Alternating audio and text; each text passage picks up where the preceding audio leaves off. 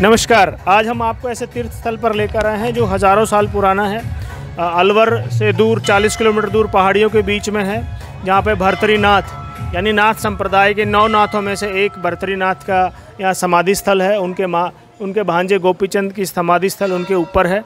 नाथ संप्रदाय में आदिनाथ, मच्छिंद्रनाथ और गोरक्षनाथ के बाद भर्तरीनाथ नवनाथ में से एक हैं। तो हम आज आपको उनकी कथा बताएंगे, साथ ही साथ उनके जीवन में जो ट्रांसफॉर्म हुआ था उसके बारे में हम बताएंगे। किस तरह से गोरक्षनाथ ने उनको अपने शिष्य बनाया, किस तरह से एक चक्रवर्ती सम्राट, संस्कृत के प्रकांड विद्वान जिन्होंने बहुत सारी पुस्तकों का अद्भुत पुस्तकों की रचना की, और किस तरह से नाथ संप्रदाय के में दीक्षा लेकर भिक्षा मांगी और उन्होंने यहाँ आकर समाधि धारण की। बहुत समय पुरानी बात है, जब राजा भर्तरी उज्जैन के राजा होते थे। उनके पिता की 3 संतान थी। सबसे बड़ी उनकी बहन थी जिनके पुत्र गोपीचंद थे।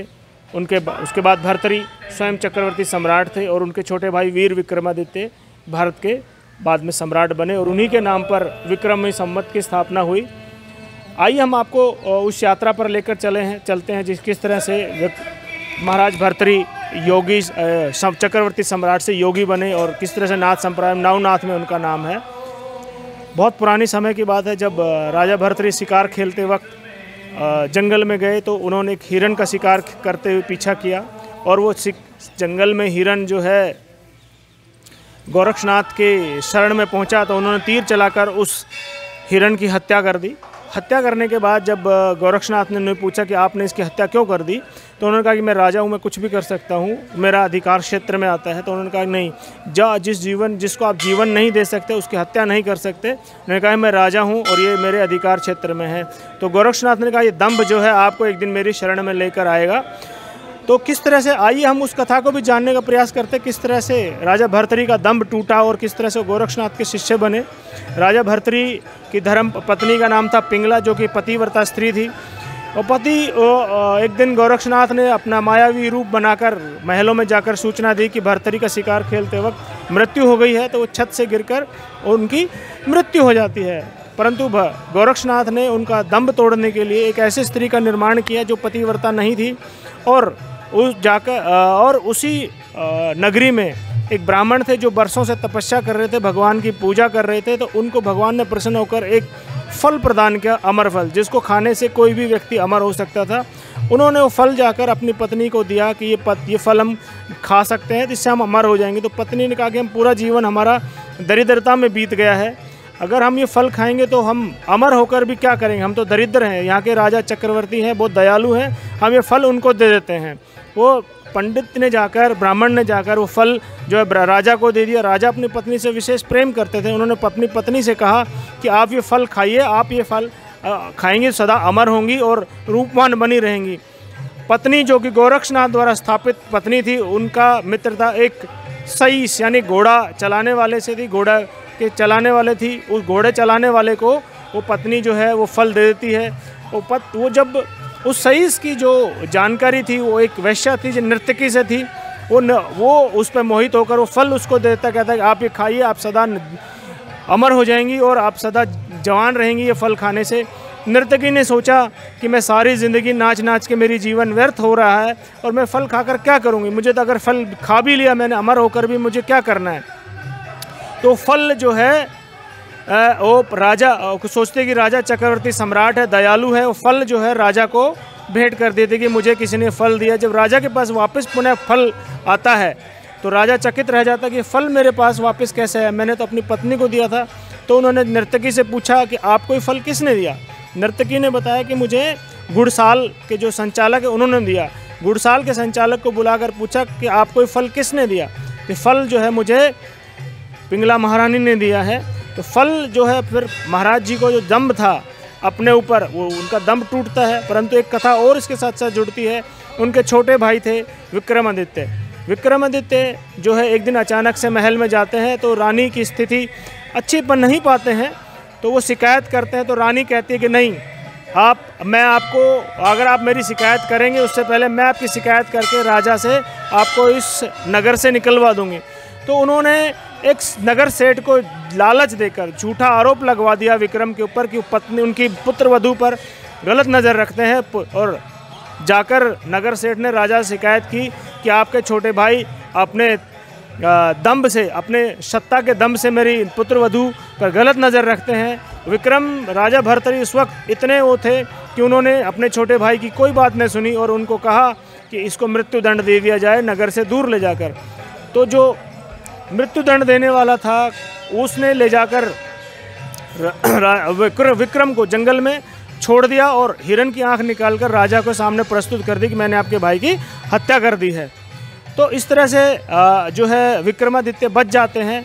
जब राजा भर्तृहरि संन्यास ले लेते हैं तो संन्यास के बाद उस स्थिति उज्जैन की नगरी खाली हो जाती है, तो राजा विक्रमादित्य स्वयं वापस आकर उस गद्दी पर बैठते हैं और वीर विक्रमादित्य के नाम से शासन करते हैं, जिनके नाम से हमारा जो विक्रमी संवत स्थापित होता है, जो कि आज 2079 चल रहा है। आइए मैं आपको इस मंदिर के दर्शन कराता हूँ। इस मंदिर में ये जो जिस द्वार पर हम खड़े हैं ये अभी नया द्वार है।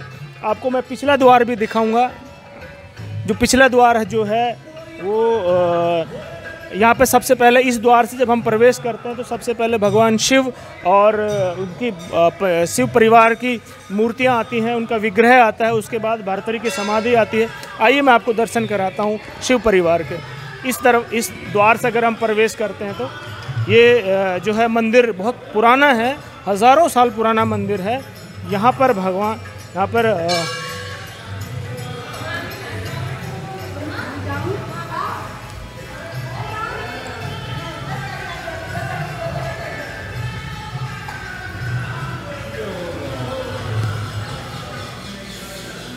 ये शिव परिवार है। यहाँ पर दर्शकों की भीड़ लगी हुई है, दर्शनालुओं की।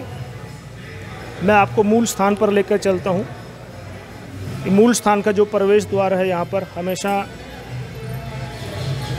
सीढ़ियाँ चढ़कर जाना पड़ता है। ये मूल स्थान है।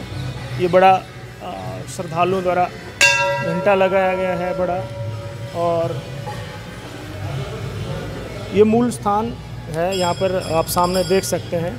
हमने हमने परमिशन लेकर उनसे नीचे वाली जो समाधि है वो महाराज भर्तृहरि की है, ऊपर वाली समाधि गोपीनाथ जी के है। नाथ संप्रदाय में विशेष स्थान है। 9 नाथ में सबसे महत्वपूर्ण नाथों में से एक नाथ हैं। आइए मैं आपको इसकी दूसरी तरफ लेकर चलता हूँ। यहाँ पर ये जो हवन आप देख रहे हैं ये हमेशा चलता रहता है।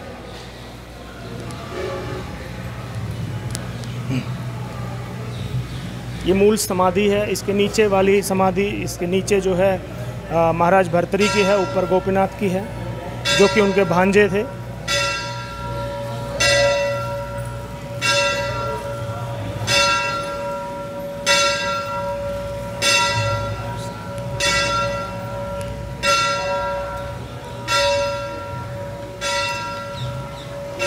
ये जो प्रवेश द्वार देख रहे हो ये पुराना प्रवेश द्वार है। ये सबसे पुराना है। पहले प्रवेश द्वार यही होता था, वो बाद में बना है नया प्रवेश द्वार।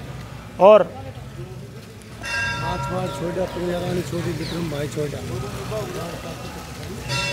और उसके बाद ये जो मैं आपको लेकर चलता हूँ पवित्र अमर गंगा। ये हमेशा 24 घंटे बहता है और यहाँ पर आप सभी श्रद्धालु स्नान करते हैं। यहाँ पर देख सकते हैं ये हमेशा बारिश हो ना हो, धूप बारिश हमेशा ये बहता रहता है। मेन जो प्रवेश द्वार था ये वाला था, जो कि अभी कालांतर में बदल कर उधर कर दिया। सब इधर से प्रवेश करते थे और इधर स्नान करने के बाद महाराज जी के दर्शन करने जाते थे। यहाँ पर उन्होंने करीब 12 साल के पास तपस्या की थी इस स्थान पर। उसके बाद ये समाधि स्थल है।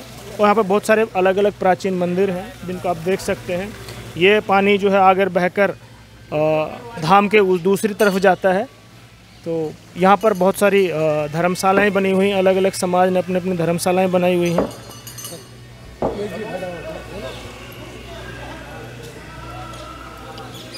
ये महाराज जी हैं, इनसे जानने का प्रयास करते हैं इस धाम की महत्ता। महाराज जी ये कितने साल पुराना होगा? ये 2067 साल पुराना है। तो महाराज जी भर्तृहरि महाराज नाथ ने यहीं तपस्या की थी। कितने साल तपस्या की थी? 12 साल तपस्या करी। 12 साल तपस्या की थी। और गोपीनाथ महाराज ने दोनों साथ ही थे, मामा भांजा यहीं साथ ही थे। अच्छा, जो उनकी गुफा है, पवित्र गुफा बताते हैं, उधर कहीं है? उज्जैन में है। उज्जैन में है। उज्जैन में तपस्या करी। अच्छा, तो आप यहाँ कितने सालों से महाराज जी यहाँ पे? जीवन भर से। आप जीवन भर से यहीं हैं? अच्छा, तो ये नीचे पड़ गया शायद, है ना? पहले ये ऊंचा होता था, अभी आसपास मंदिर बनने से नीचे पड़ गया। पहले ये नहीं, समाधि लिया जब ये धरती नीचे बैठ गई थी। अच्छा, बाबा भरतरी जब समाधि लिया तो ये नीचे बैठ गए। अच्छा, तो पहले ये ऊपर था? पहले ऊपर ये लेवल में था। अच्छा, लेवल में था ये, अभी समाधि। अच्छा, महाराज जी जीवन भर से, जीवन पर्यंत से यहीं सेवा में है। तो हाँ, और जब गोरक्षनाथ के ने उनको अपने शरण में लिया तो उन्होंने कहा कि अगर आपको दीक्षा लेनी है, नाथ संप्रदाय में जब भी कोई भी दीक्षा ली जाती है तो वो साधारण मनुष्य दीक्षा नहीं ले सकता है। योगी आदित्यनाथ जी ने दीक्षा ली है तो सबसे पहले उन्होंने भिक्षा अपनी माता से ली थी। तो ऐसे ही गोपीनाथ ने भिक्षा जो है सबसे पहले अपनी माँ से और रानी पिंगला से भिक्षा ली थी। माता भिक्षाम देही करके उन्होंने भिक्षा मांगी थी। तो ये बहुत महत्व का स्थान है। और नाथ संप्रदाय में 9 नाथों में से एक नाथ जो है भरतरी नाथ है। 84 सिद्ध 52 भैरव 56 को 64 जोगिनी में के उपलब्ध हुआ है।